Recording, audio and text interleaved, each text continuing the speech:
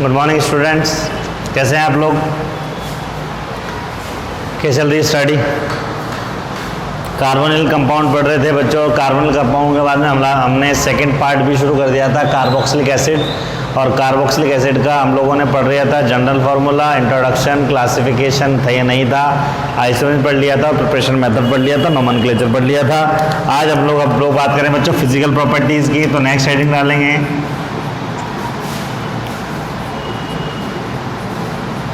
Physical properties of carboxylic acid. Carboxylic अम्लों के भौतिक गुण। कार्बोक्सिलिक अम्लों के भौतिक गुण आज का टॉपिक है बच्चों हमारे पास में।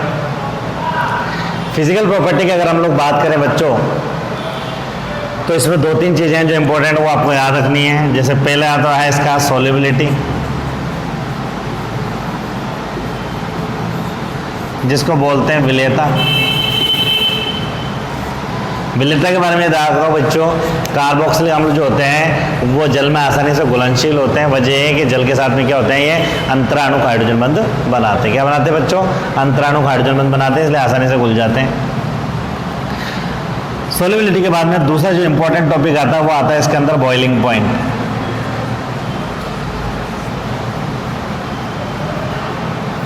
जिसको हम लोग बोलते हैं क्वथनांक।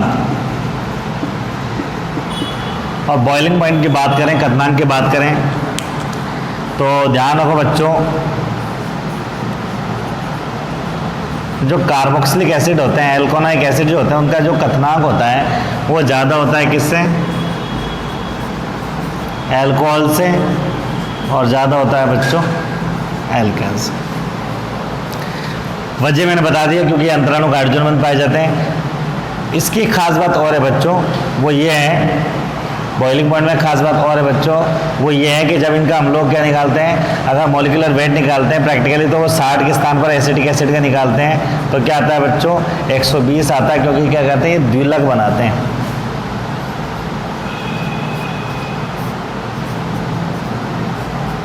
ये कार्बोक्सिलिक एसिड है, एक मॉलिक्यूल, ये दूसरा कार्बोक्सिलिक एसिड,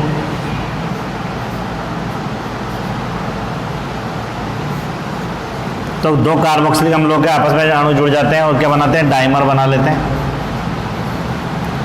द्विलक बोलते हैं इसको। तो एक खास बात ये हो गई कि क्वेश्चन पूछा हुआ है कि क्या कारण है कार्बोक्सिलिक अम्लों का, जब हम लोग क्या निकालते हैं, जब कार्बोक्सिलिक अम्लों का क्या ज्ञात किया जाता है बच्चों? जब कार्बोक्सिलिक अम्लों का अणुभार ज्ञात किया जाता है, तो 60 के स्थान पर कितना आता है? 120 आता है। वजह क्या है बच्चों के दो अणु आपस में मिलकर एक द्विलक बना लेते हैं, डाइमर बना लेते हैं, क्योंकि इनमें हाइड्रोजन बंध पाए जाते हैं। बात समझ में आ गई आपको? ठीक है, तो यहाँ पर पूछ लेगा आपसे कि क्वथनांक ज़्यादा क्यों होते हैं? वही अंतराणु हाइड्रोजन बंध पाए जाते हैं, एल्कोहल के अपेक्षा प्रबल पाए जाते हैं। तीसरा जो इंपॉर्टेंट है, जिसके आने के चांसेस और आया भी, कंपटीशन में भी कई बार पूछा जाता है, और वो है इसके अंदर मेल्टिंग पॉइंट। मेल्टिंग पॉइंट की बात करें, ये इंपॉर्टेंट है, पूछा हुआ है, जिसको आप लोग गलनांक बोलते हैं। गलनांक पर क्वेश्चन कई बार पूछा है, और गलनांक के बारे में आप यूँ लिख सकते हैं, यूँ याद कर सकते हैं, यूँ कह सकते हैं कि देखो बच्चों, वो कार्बोक्सिलिक अम्ल जिनमें सम संख्या के अंदर कार्बन पाए जाते हैं, उनका मेल्टिंग पॉइंट जो होता है वो ज़्यादा होता है किससे? विषम संख्या वाले कार्बोक्सिलिक अम्लों से। दोबारा सुन लीजिए, the melting point of carboxylic acid which contain even number of carbon are higher than as compared to carboxylic acid which contain odd number of carbon atom। कारण क्या है मैं बता देता हूँ। जैसे फॉर एग्जांपल मैंने यहाँ पर लिया CH3 CH2 CH2 COOH, carbon की संख्या 1 2 3 4, कार्बन हो गए 4, मतलब ये हो गया आपका इवन, मतलब ये हो गया आपका इवन मतलब ये हो गया आपका सम कार्बन हो गया इसके अंदर, ठीक है।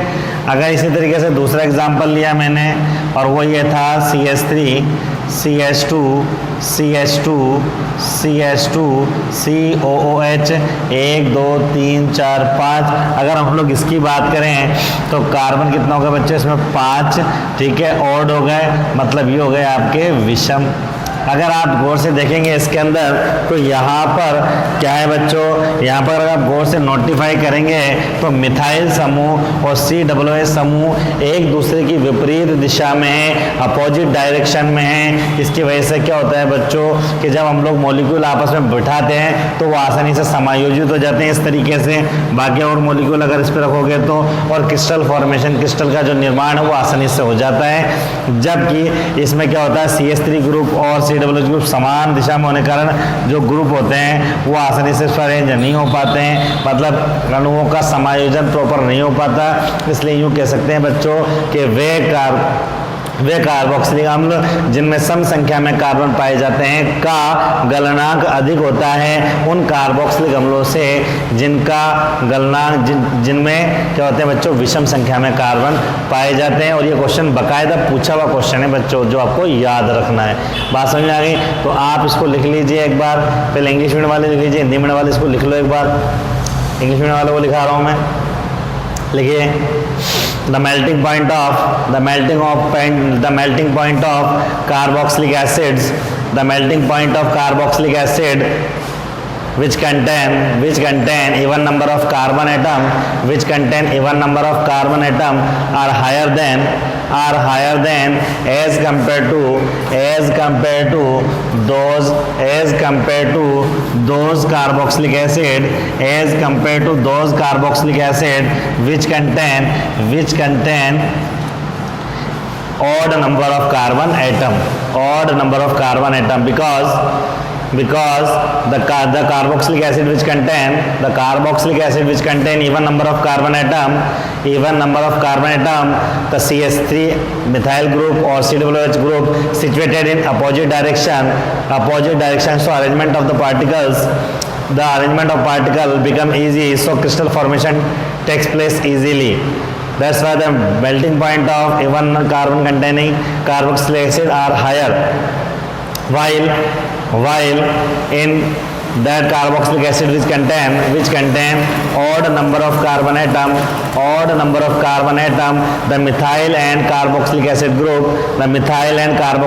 group are situated in same direction. So due to high repulsion the arrangement of molecule does not take place properly, so crystal formation also does not take place properly, so its melting point decrease as compared to even number carbon containing carboxylic acid. लिख लिया बच्चों? हिंदी वाले medium वाले लिखेंगे वे carboxylic अम्ल जिनमें सम संख्या में कार्बन पाए जाते हैं उनका गलनांक विषम संख्या युक्त कार्बोक्सिलिक अम्लों से अधिक होता है, विषम संख्या युक्त कार्बोक्सिलिक अम्लों से अधिक होता है, क्योंकि आगे लिखेंगे बच्चों क्योंकि सम संख्या वाले कार्बोक्सिलिक अम्लों में मिथाइल तथा COOH समूह एक दूसरे की विपरीत दिशा में पाए जाते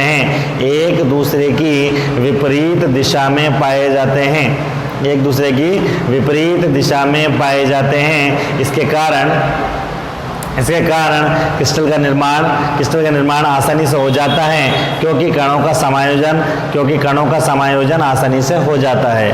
जबकि वह कार्बोक्सिलिक अम्ल जिसमें विषम संख्या में कार्बन पाए जाते हैं CH3 तथा COOH समूह समान दिशा में पाए जाते हैं, जिनसे इनमें प्रतिकर्षण पाया जाता है तथा दूसरा अणु इस पर आसानी से समायोजित नहीं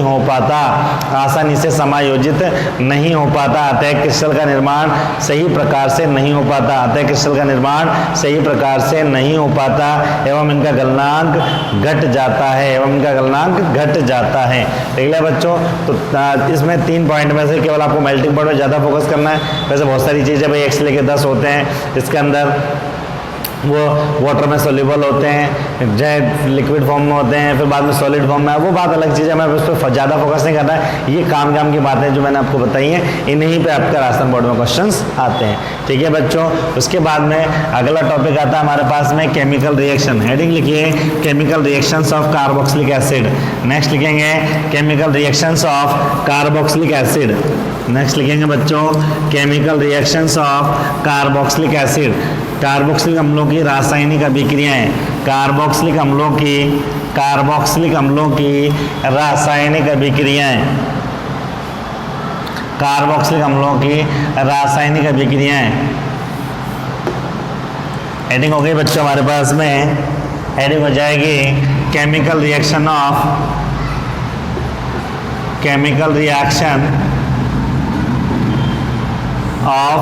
कार्बोक्सिलिक एसिड। कार्बोक्सिलिक अम्लों की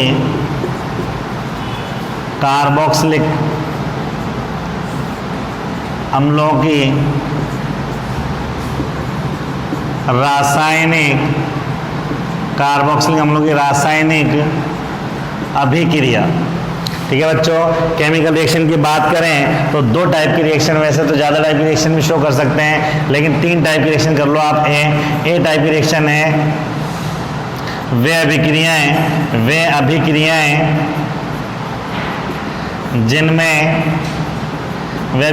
जिनमें COH समूह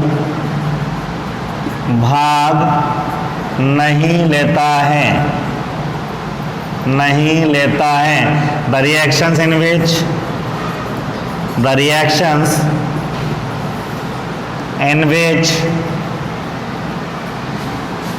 COH group does not take part। वे अभिक्रियाएं जिनमें COH भाग नहीं लेता, केवल एक रिएक्शन है, बहुत इंपॉर्टेंट रिएक्शन है, ये कहलाती है रिएक्शंस ऑफ अल्फा हाइड्रोजन। ये कहलाती है आपकी रिएक्शन ऑफ अल्फा हाइड्रोजन की अभिक्रिया। ठीक है बच्चों, इसी का दूसरा नाम है HVZ। इसी का नाम है बच्चों HVZ रिएक्शन। क्या नाम है बच्चों? इसी का नाम है आपका HVZ रिएक्शन। पूरा नाम है इसका हेल-वॉलहार्ड-जेलिंस्की रिएक्शन। इसको हिंदी में कहते हैं बच्चों हेल-वॉलहार्ड-जेलिंस्की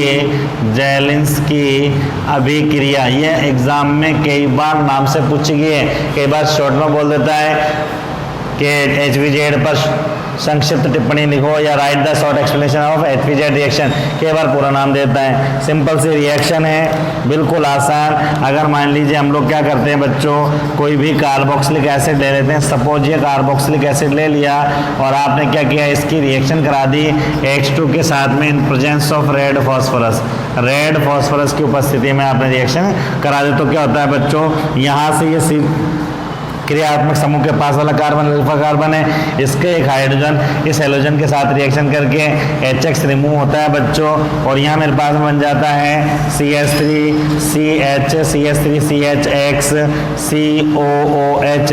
अल्फा हाइड्रोजन से एक HX निकल जाता है। इस रिएक्शन को हम लोग बोलते हैं HVZ रिएक्शन या हेल-वॉलहार्ड-जेलिंस्की अभिक्रिया। एग्जाम में अगर डेफिनेशन लिखना हो, मैं लिखा नहीं रहा हूँ ना, आपको लिखना है। एग्जाम में आप डायरेक्ट लिखना कि जब कार्बोक्सिलिक अम्लों की अभिक्रिया हेलोजन से कराते हैं लाल फास्फोरस की उपस्थिति में, तो अल्फा हाइड्रोजन के स्थान पर हेलोजन आ जाता है। अल्फा हाइड्रोजन का प्रतिस्थापन हेलोजन से हो जाता है। इसे कहते हैं हम लोग HVZ अभिक्रिया। जरूरत नहीं लिखने की। ठीक है बच्चों, क्लियर हो गई, रिएक्शन लिख ली। फिर उसके बाद में बी टाइप की जो रिएक्शन है बच्चों, लिख लो एक बार इसको।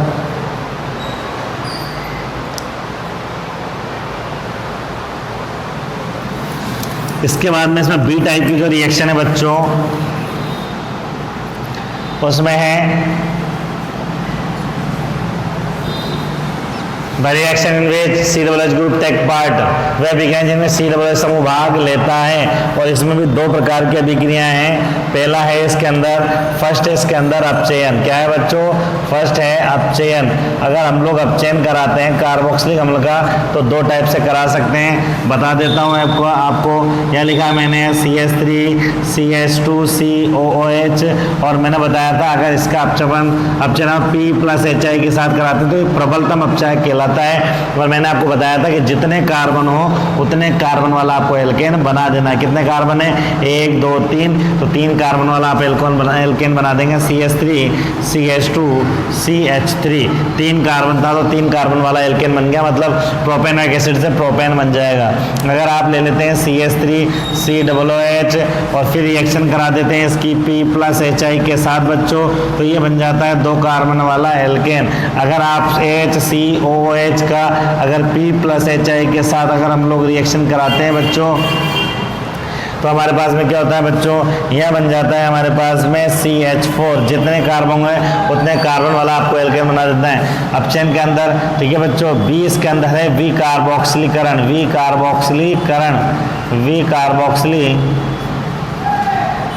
डीकार्बोक्सिलेशन। ये तो आपका रिडक्शन हो गया, ये आपका रिडक्शन हो गया, और ये हो गया आपका डीकार्बोक्सिलेशन। ठीक है बच्चों, डीकार्बोक्सिलेशन की बात करें तो बताइए क्या होगा बच्चों? रिमूवल ऑफ CO2 होता है। क्या होता है बच्चों? रिमूवल ऑफ CO2 होता है। इसमें भी 2 रिएक्शन है बच्चों आपकी। पहली रिएक्शन है बच्चों इसके अंदर सोडा लाइम के साथ अभिक्रिया, सोडा लाइम के साथ अभिक्रिया। ये दोनों रिएक्शन बता देता हूँ पहले आपको, ठीक है? इसको लिख लो इतना, फिर मैं ऊपर मिटा करके बताऊंगा इस रिएक्शंस को।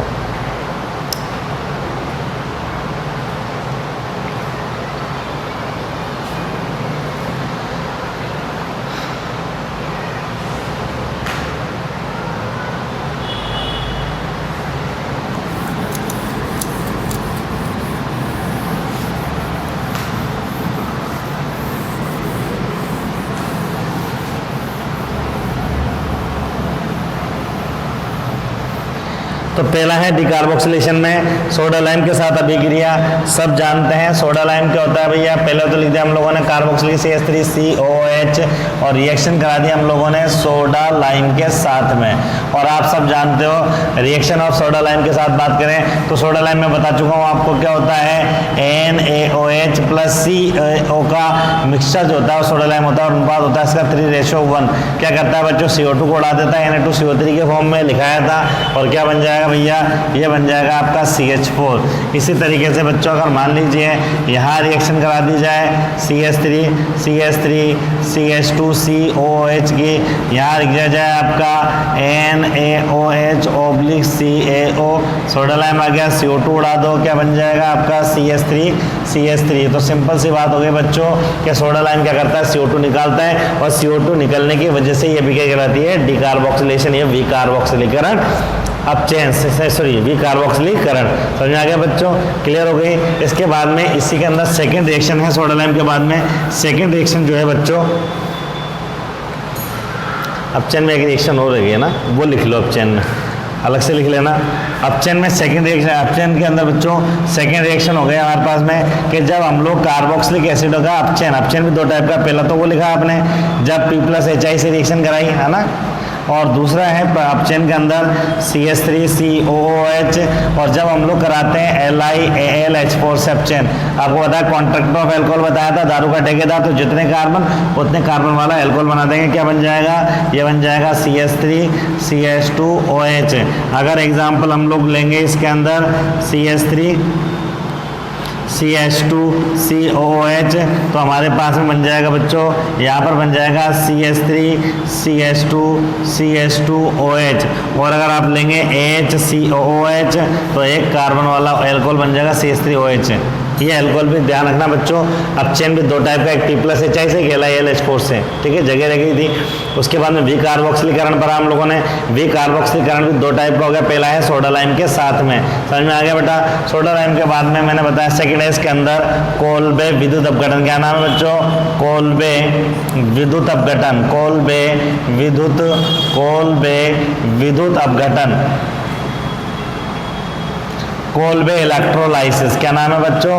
Kolbe electrolysis, Kolbe electrolysis. और कोल्बे इलेक्ट्रोलाइसिस की अगर हम लोग बात करें तो क्या है बच्चों वो, अगर हम लोग कोल्बे इलेक्ट्रोलाइसिस की बात करें बच्चों, अगर हम लोग कोल्बे इलेक्ट्रोलाइसिस की बात करें बच्चों तो क्या होगा बताइए।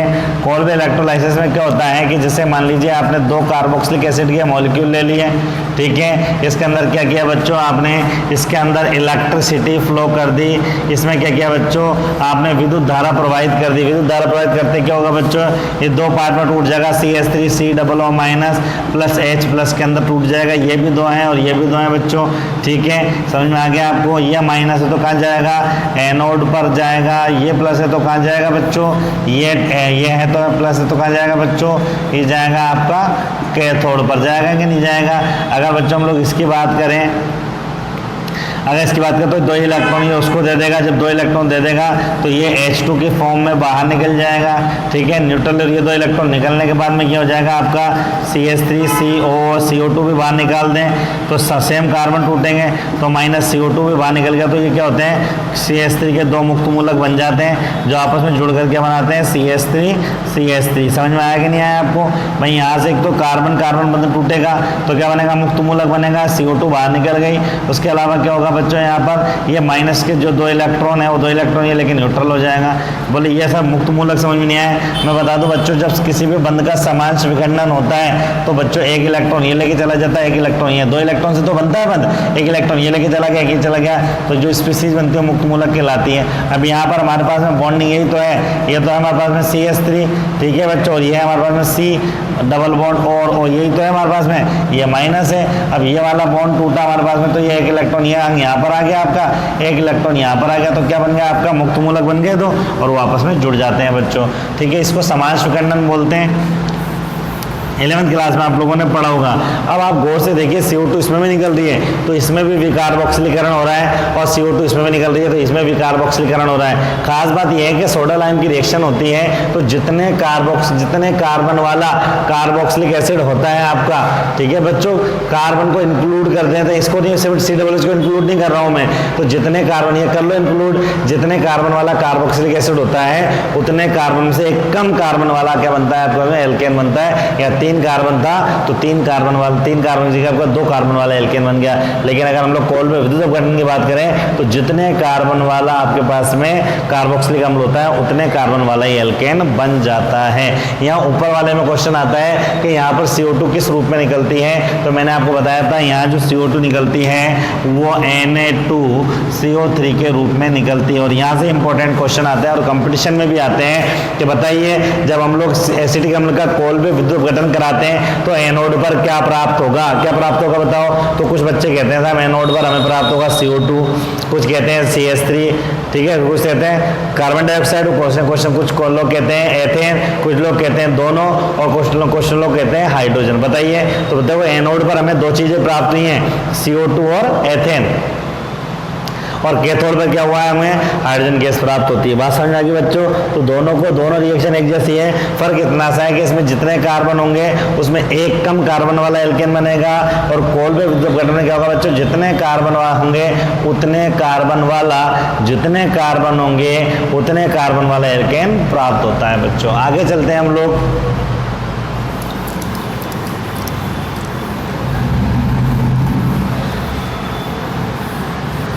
उसके बाद में इसी के थर्ड विकार्बोक्सिलीकरण के थर्ड रिएक्शन है जिसको हम लोग कह सकते हैं बच्चों कोल्बे श्मिट रिएक्शन। क्या कहते हैं बच्चों? कोल्बे श्मिट, कुछ लोग केवल श्मिट अभिक्रिया भी बोलते हैं, कुछ लोग कोल्बे श्मिट अभिक्रिया कहते हैं। इसमें क्या होता है आपका जो CH3COOH होता है, जब इसकी रिएक्शन कराते हैं N3H के साथ में, N3H क्या कहलाता है बच्चों? N3H कहलाता है आपका हाइड्रोजोइक एसिड कहलाता है बच्चों। क्या कहलाता है आपका? हाइड्रोजोइक एसिड कहलाता है। तो ये क्या करता है? CO2 को उड़ाता है और उसकी जगह NH2 लगा देता है, कंपाउंड बन जाता है CH3NH2।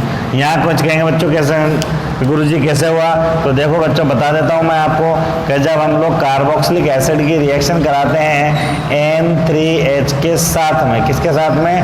N3 से, तो यहाँ से तो CO2 बाहर हो जाता है, यहाँ से आपका N2 बाहर हो जाता है और ये नाइट्रोजन पे 2 हाइड्रोजन चिपक जाते हैं, क्या बन जाता है? अमाइन बन जाता है। तो यूँ कह सकते हैं अगर हम लोग कार्बोक्सिलिक एसिड से बच्चों हम लोग चाहते हैं कि अमाइन बनाए, तो रिएक्शन होती है आपकी कोल्बे-स्मिट अभिक्रिया, कोल्बे-स्मिट रिएक्शन। बोलो आगे बात समझ में? कोई दिक्कत इसके अंदर? तो ये रिएक्शन वो थी जिसमें CO2 खुद इन्वॉल्व हो रहा था। इसके बाद बच्चों आगे चलते हैं हम लोग। C टाइप की रिएक्शन की बात करें हमारे पास में, तो C टाइप की जो रिएक्शन आती है हमारे पास में वो है आपका वे अभिक्रियाएं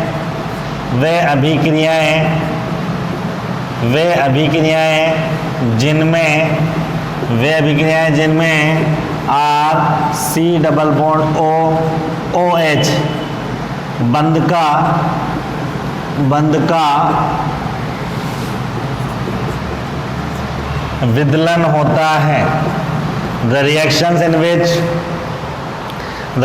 in which cleavage of, ये बना लीजिए, बॉन्ड टेक्स प्लेस, मतलब हमारे पास में OH की रिएक्शन होंगी, मतलब वो अभिक्रिया जिसमें कार्बोक्सिलिक अम्ल आपका क्षारक की तरह काम करता है, वो रिएक्शन की बात कर रहे हैं। और ये वाली रिएक्शन आपने पढ़ रखी है भैया, सब ने पढ़ रखी है, कोई बोल नहीं सकता कि नहीं पढ़ रखी।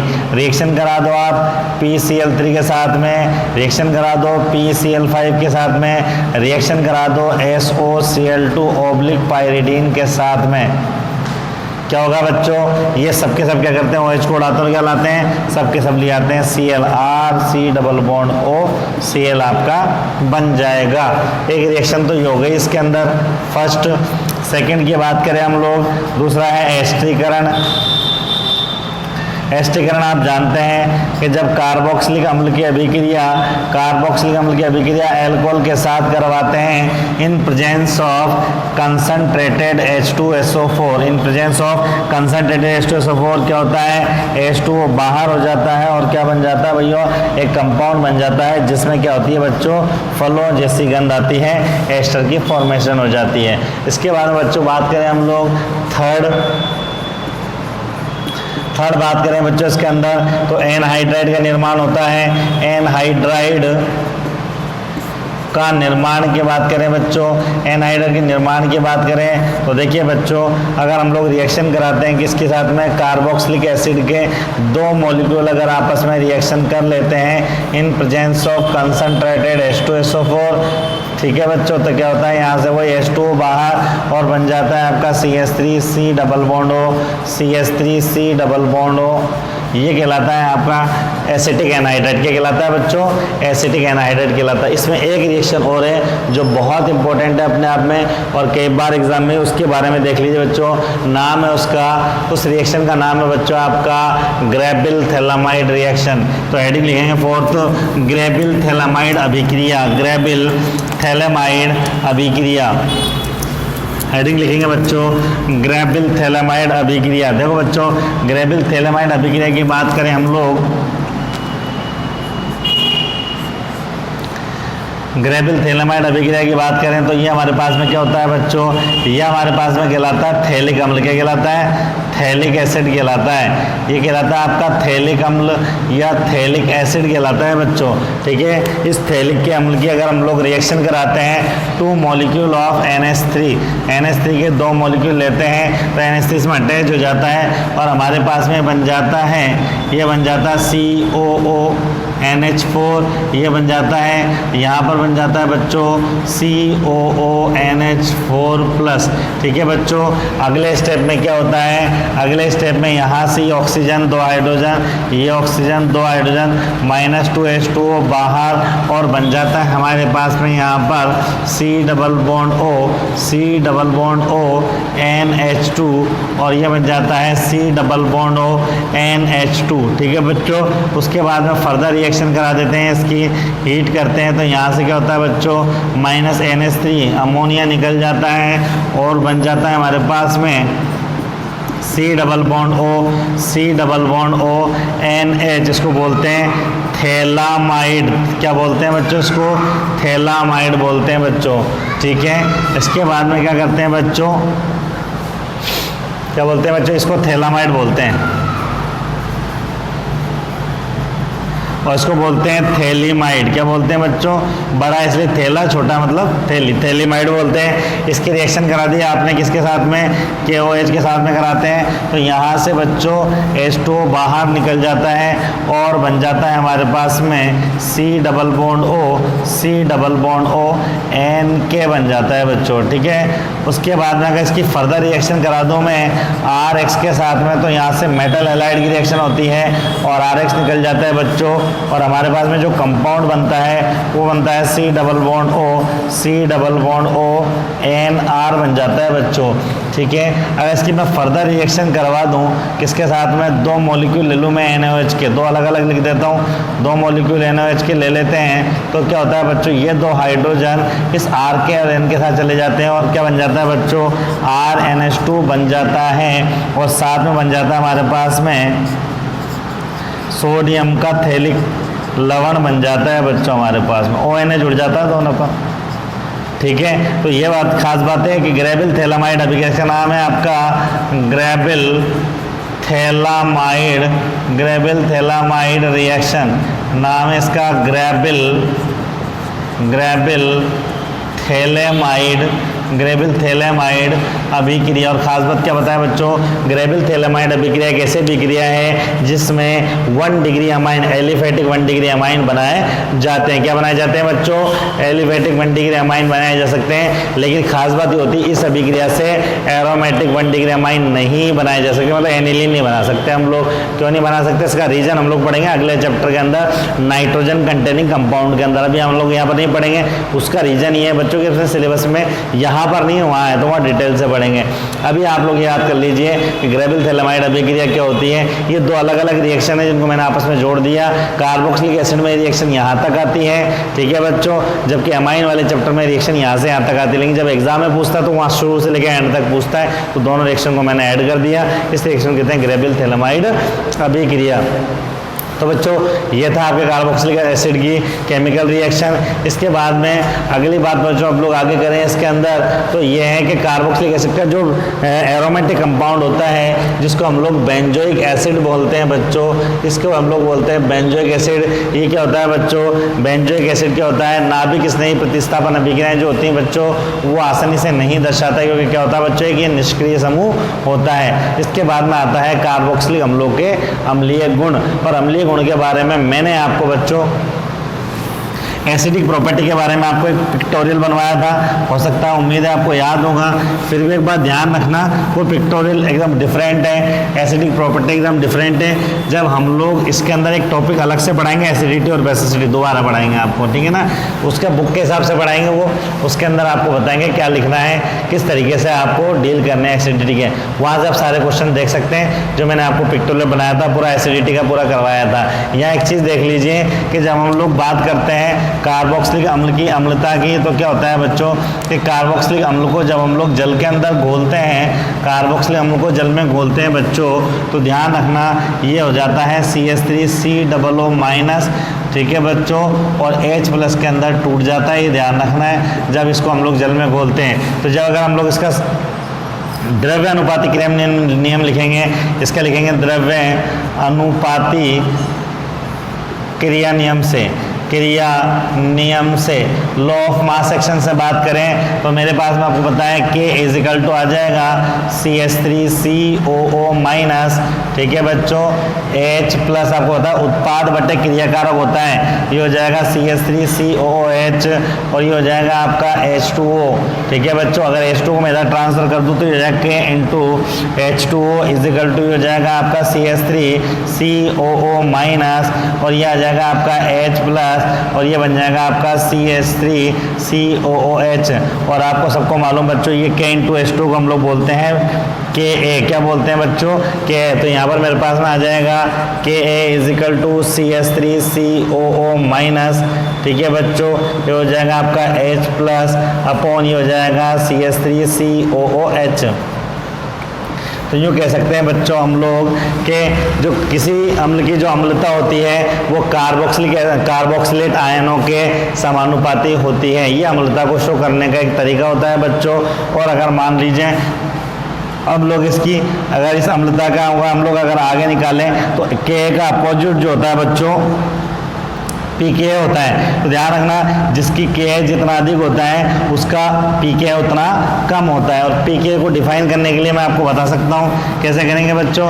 अगर मान लीजिए मैं इसका log ले लूँ तो क्या हो जाएगा, ये हो जाएगा log Ka is equal to ये हो जाएगा log CH3COO माइनस, ठीक है बच्चों, ये हो जाएगा CH3CO माइनस और ये हो जाएगा मेरे पास में उल्टो है तो क्या हो जाएगा प्लस, ये हो जाएगा log H प्लस ये माइनस हो जाएगा, हो जाएगा log CH3COOH।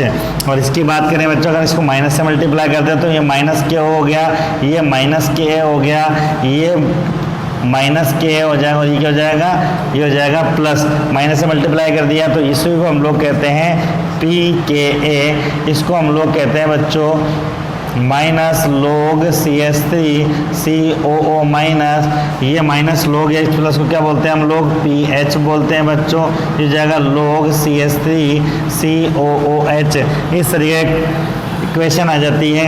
आपको तो केवल इतना याद रखना है, इक्वेशन भी याद नहीं रखनी, यहाँ तक याद रखना है। और एक बात ध्यान रखना है कि किसी अम्ल का जितना ज़्यादा Ka होता है, किसी अम्ल का जितना ज़्यादा Ka होता है pKa उतना कम होता है, और जिस अम्ल का pKa जितना कम होता है Ka उसका ज़्यादा होता है। तो अम्लता जितनी ज़्यादा होगी pKa उतना कम होगा, ध्यान रखना है आपको। सिंपल सी बात हो गई।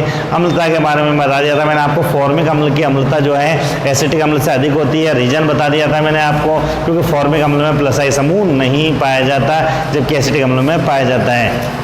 दूसरा बताया था कि कार्बोक्सिलिक अम्लों में की अम्लता जो है फिनॉल से अधिक होती है। रीजन मैंने आपको बता दिया था कि कार्बोक्सिलिक अम्लों में क्या होता है बच्चों, कार्बोक्सिलिक अम्लों के अंदर आवेश का पृथक्करण नहीं होता है जबकि फिनॉल के अंदर आवेश का पृथक्करण होता है, ये बता दिया था। एक इसके अंदर मैंने बता दिया था कि अगर हेलोजन जोड़ दिया जाए तो COO से समूह जितनी जितनी दूरी बढ़ती जाती है क्या होता है, अम्लता बढ़ती जाती है, घटती जाती है, ठीक है। इसके बाद में हम लोगों ने एक चीज़ और इसके अंदर बताया कि बच्चों जो कार्बोक्सिलिक अम्लों की जो अनुनादी संरचना है वो भी मैं आपको बता चुका हूँ, ठीक है। कार्बोक्सिलिक अम्लों की अनुनादी संरचना आपको याद करनी है, वो कैसे होती है बच्चों। ये कार्बोक्सिलिक अम्ल है आपका, ये कार्बोक्सिलिक अम्ल है बच्चों आपका यहाँ पर, ये कार्बोक्सिलिक अम्ल है बच्चों, ठीक है। यहाँ पर क्या होगा, ये बॉन्ड शिफ्ट हो जाएगा, यहाँ पर ये इलेक्ट्रॉन शिफ्ट हो जाएंगे यहाँ पर, और हमारे पास में आप यहाँ सामने बनाएंगे, मैंने नीचे बना दिया, ठीक है, स्पेस कम है इसलिए, उधर आगे लिखूंगा तो दिखेगा नहीं आपको। ये लिख दिया मैंने CH3C, ये हो गया O माइनस, ये डबल बॉन्ड O, H चूंकि ये ज़्यादा हो गया तो प्लस हो गया। 4 सेपरेशन नजर आ रहा है, लेकिन कार्बोक्सिलेट आयन की अगर हम लोग अनुनादी संरचना की बात करें तो ये कार्बोक्सिलेट आयन है। अगर इसकी अनुनादी संरचना बताऊंगा तो ये माइनस यहाँ पर और ये बॉन्ड यहाँ पर, ये बन जाएगा मेरे पास में CH3C, यहाँ बन गया O माइनस, यहाँ डबल बॉन्ड O। तो यूँ कह सकते हैं बच्चों कार्बोक्सिलेट आयन और कार्बोक्सिल हम दोनों, कार्बोक्सिलेट आयन जो होते हैं वो ज़्यादा स्थायी होते हैं कार्बोक्सिलिक अम्लों से। क्यों? क्योंकि इसमें आवेश का पृथक्करण नहीं होता है। बात समझ आ गया बच्चों। तो ये था आपका कार्बोक्सिलिक एसिड वाला पार्ट। तो हम लोगों ने इसके अंदर बच्चों कार्बोक्सिलिक अम्ल के अंदर सारी चीज़ें क्लियर की हैं, ठीक है बच्चों। इसके बाद में अम्लता पे एक डीप डिस्कशन किया जा सकता है, जो क्वेश्चन आते हैं तो मैंने बता दिया था जूम ऐप पर हम लोग लाइव क्लास लेंगे, जब भी लेंगे ऑर्गेनिक पूरी होगी उसके बाद में, ठीक है। तो अगर कोई भी और डाउट होंगे तो वहाँ पर आपके डील कर सकते हैं, ठीक है बच्चों। क्लियर हो गया। तो यहाँ तक अब तक हम लोग हमारे पास में कर चुके हैं हम लोग 3 बड़े बड़े चैप्टर, हेलोएल्केन हेलोएरीन पूरा कर लिया। उसके बाद में फिर बच्चों हम लोगों ने अगला जो चैप्टर किया था वो क्या था, aldehyde ketone alcohol phenol ether कर लिया। उसके बाद हम लोगों ने एल्डिहाइड कीटोन और कार्बोक्सिलिक एसिड कर लिया। 13 चैप्टर तक हम लोग 12 तक पहुंच चुके हैं। 13 चैप्टर जो हमारे पास में है वो है बच्चों nitrogen containing functional group, nitrogen युक्त क्रियात्मक समूह। इसके बारे में भी हम लोग डीप डिस्कशन करेंगे। उसमें कम से कम हमारे पास में 5 पार्ट है, 5 पार्ट इसके अंदर हम लोग करेंगे बच्चों, अलग अलग तरीके से बात करेंगे। अभी फिलहाल आप इसके नोट्स बना लीजिए ये, और मैं प्री अनाउंस कर देता हूँ। अब संडे को आपको अपनी पूरी तैयारी रखनी है। संडे को आपका एग्ज़ाम होना है। कौन सा आपका एग्ज़ाम होगा, एल्कोहल फिनॉल और ईथर वाले चैप्टर का। आप पिछले जो टेस्ट रहेगा उसको भूल जाइए, ठीक है बच्चों। अभी जो टेस्ट आया है आपका वो एल्कोहल फिनॉल ईथर वाले चैप्टर का आपका टेस्ट है, ठीक है। उसकी तैयारी आपको करनी है। संडे के दिन 3 बजे आपका वो टेस्ट होगा। टेस्ट पेपर आपको व्हाट्सएप के जरिए आपको पहुंच जाएगा। बाकी इसके अंदर आपका जो ग्रुप बना हुआ है गूगल क्लासरूम में, उस पर भी आपको दे दिया जाएगा, ठीक है बच्चों। तो तैयारी ढंग से करनी। इससे पहले अगर कोई डाउट्स आते हैं आपके पास में एल्कोहल फिनॉल ईथर वाले चैप्टर से, तो वो डाउट्स आप मुझे व्हाट्सएप पे भेज सकते हैं। नवीन भेजता रहता है और बच्चे जो भेजते रहते हैं उनको आंसर मिलता रहता है, ठीक है बच्चों। तो वो भेज दें, ठीक है। संडे भी दूर है आराम से, आज थर्सडे ही है, फ्राइडे सैटरडे संडे, फ्राइडे और सैटरडे 2 दिन आपके पास में हैं अभी बाकी, उसको तैयारी कर सकते हैं। डाउट्स आप फ़ोन करके ऑनलाइन फ़ोन करके ही पूछ सकते हैं, जरूरी नहीं है फ़ोन करने के लिए। आप लोग जो है टाइमिंग आपके लिए जो प्रॉपर टाइमिंग रहेगा वो रहेगा तकरीबन 8:30 8:30 बजे इवनिंग में। अगर आप फ़ोन करेंगे तो मैं आपसे बात कर पाऊँगा, आपको जवाब दे पाऊँगा। बाय द वे फ़ोन नहीं उठाता हूँ तो आप मैसेज छोड़ेंगे, सर मुझे बात करनी है, तो मैं आपको कॉल करूँगा, ठीक है बच्चों। बाय द फ़ोन नहीं उठता है तो मिलते हैं अगली क्लास के अंदर, डिस्कशन करेंगे बच्चों, ठीक है। तब तक के लिए धन्यवाद।